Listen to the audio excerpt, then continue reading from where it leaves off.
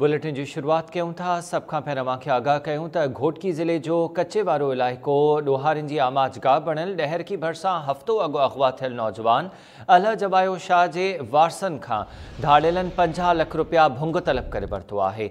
मुखवी जे चाचे जो चवणु आहे त धाड़ेलनि फ़ोन करे पंहिंजनि गिरफ़्तार थियल ॿिनि साथियुनि खे आज़ाद करण या 50 लाख रुपया भुंग ॾियण जो चयो आहे। मुखवी जे चाचे हाशिम शाह जो चवणो त धाड़ेलनि मुतालबा पूरा न थियण ते मुखवी खे क़त्ल करण जी धमकी ॾिनी आहे। धाड़ेलनि राब्तो कयो आहे मुखवी जे वारसनि खां ऐं भुंग जो मुतालबो कयो वियो फ़ोन कॉल ते। उहा ऑडियो टेप अव्हांखे ॿुधायूं था।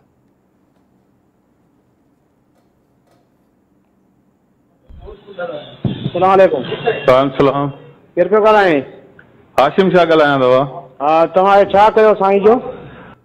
अबा साईं जो एसपी साहब सां ॻाल्हायो अबा इनमें पंहिंजो रहीमियार वारे सां। हाणे सुबुह अॼु की राति कचूं था न त सुभाणे गुडू वारी पुल तो बोलाश पहुंच जाओ। अबा हाणे असां त मुंहिंजा जानी भाउ पूरी कोशिशि कयूं था पिया मुंहिंजा दा। बाक़ी हाणे पैसा बि नथा वठूं, का शइ बि नथा वठूं, रुपयो बि नथा वठूं। ॿ माण्हू झलियल आहिनि, ॿई माण्हू खपनि था। अदा मुंहिंजा असां त पंहिंजी भाउ जेकी तूं चवें थो उहो पूरी कोशिशि कयूं था पिया। पोइ हाणे असां हाणे छा था करे सघूं? तूं जेको हुकुम कंदो आहे उहो त करूं था अदा, जेकी असांजे वस में आहे। भाउ मुंहिंजा एसपी सां दोस्तनि सां पीएन सां ॻाल्हायो आहे, उन इहो चयो आहे त मां जेको आहे राति ताईं कुझु कयां थो। हाणे असां बि मजबूर बीठा आहियूं मुंहिंजा भाउ। वधीक हाणे अल्लाह ताला जो तोखे झोली थी, वधीक हाणे तुंहिंजी मर्ज़ी आहे।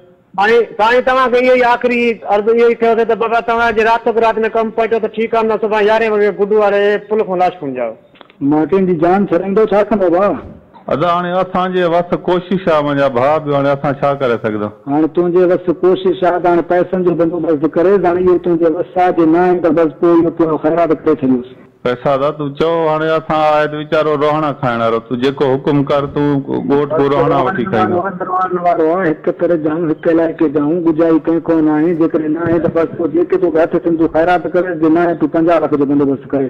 बसि अदा हाणे असांजी ख़ाली ख़ुदा भरी झोली आहे, तूं 50 लाख रुपया काॾो आणींदासीं? बसि झोली थी अथई, झोली ख़ुदा वास्ते तूं ख़ैरात करे बसि।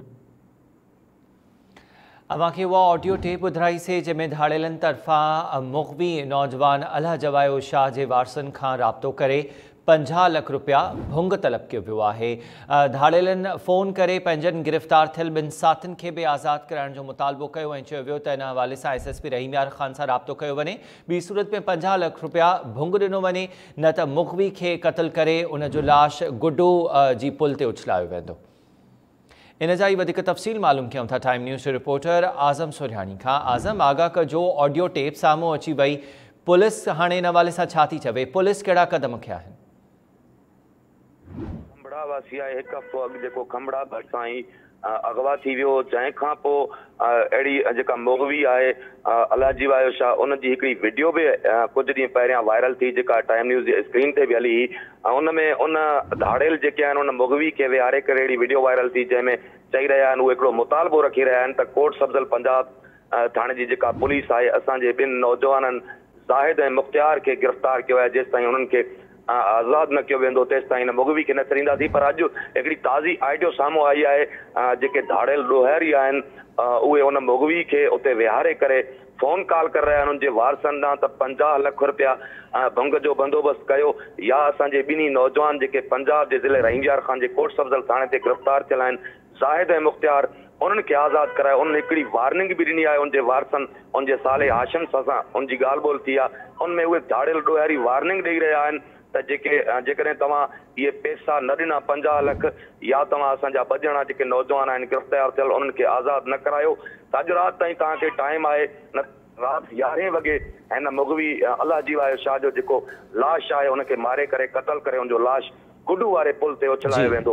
अहिड़ी जॾहिं फ़ोन कॉल आहे वारसनि जे अचण खां पोइ वारिस जेके इंतिहाई ग़रीब आहिनि उहे सख़्तु परेशान बणियल आहिनि। ओॾां एसएसपी घोटकी उमर तुफ़ैल जो चवणु आहे त जेको ही मुखवी आहे उहो असांजी हद मां न, पर ही पंजाब जे हद मां अगवा थियल आहे।